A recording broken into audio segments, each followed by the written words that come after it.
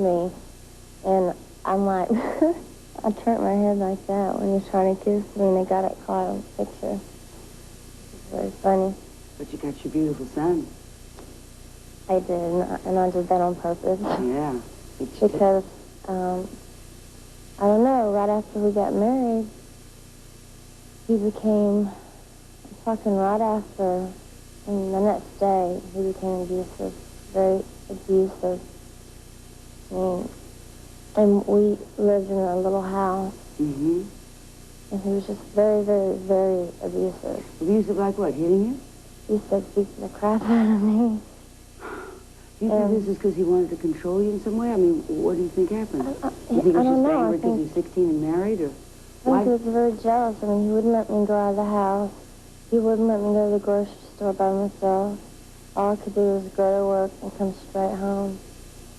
And he was always gone at work. And I was always alone. And we didn't have much or nothing.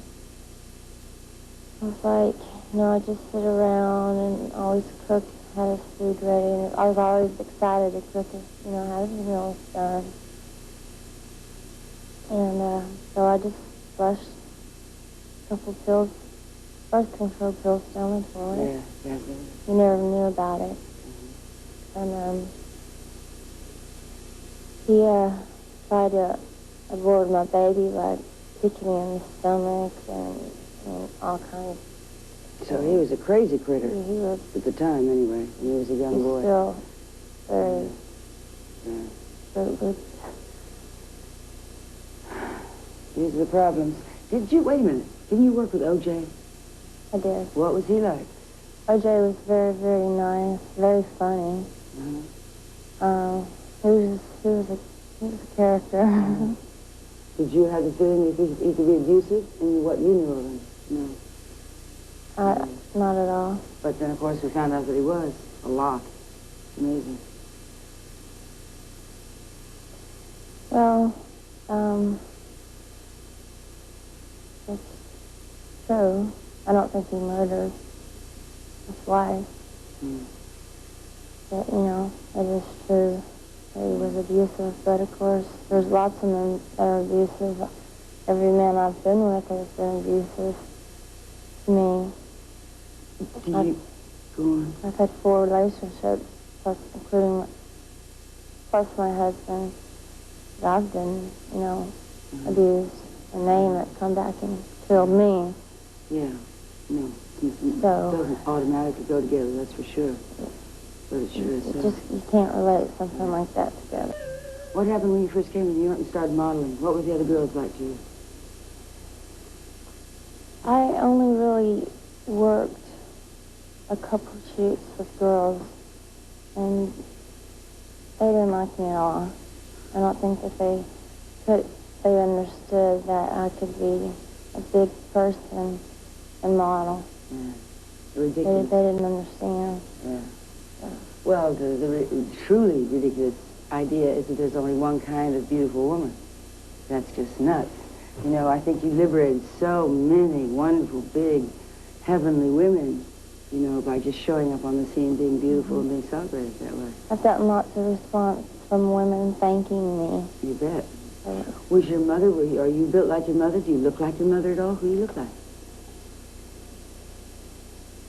Me and my mom have a lot of facial features, but she's real short, and I don't know where I got my height from. What's your ancestry? My ancestry is German, and my great-great-grandma is full-blooded Blackfoot Indian. Some combination. How do you see yourself differently, do you think, than other people see you? I mean, you got bodyguards going around. I suppose you have to have them, right? I have to have bodyguards. There's always people, you know, around. Sometimes too many. They love to get the pictures, and, you know, I love the attention. I do. But I just don't like when they're mean about it, when I'm being very nice. and waving and having a good time and, you know. Tell me about when you were a Marilyn Monroe junkie. How young did that start? When you felt an identification with her? Well, my mom said it was when I was real young, real little.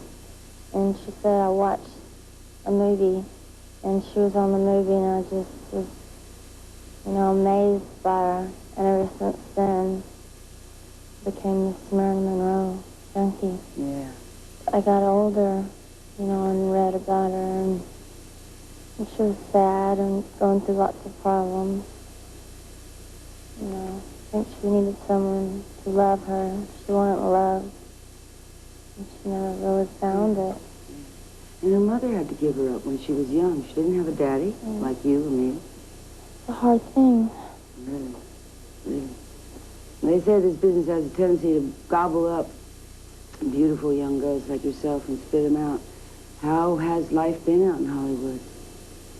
It's been pretty tough. You know, I hate the word bimbo. Yeah. Because I don't consider myself a bimbo. Nor do I. I came from a small place, and I've come this far, and I'm not a bimbo. I wouldn't be here. That's right. And a lot of celebrities are very snobbish to me. Huh. But I love, you know, to get autographs. I mean, you know, there's a lot of people, celebrities I like. You find a lot of them that are very snobby. And, I mean, I love to give autographs. Of course. It makes me happy that people would want my autograph. Is it the men or the women who are acting that way more? It's usually the men, especially when they're with, like, their wives or dates. Especially when they're with their wife. Now this is getting a little more interesting. Especially, I walk over and I introduce myself, and I introduce myself to their companion, you know, whoever they're with. I'm always very nice, and they're just like, you know, who are you?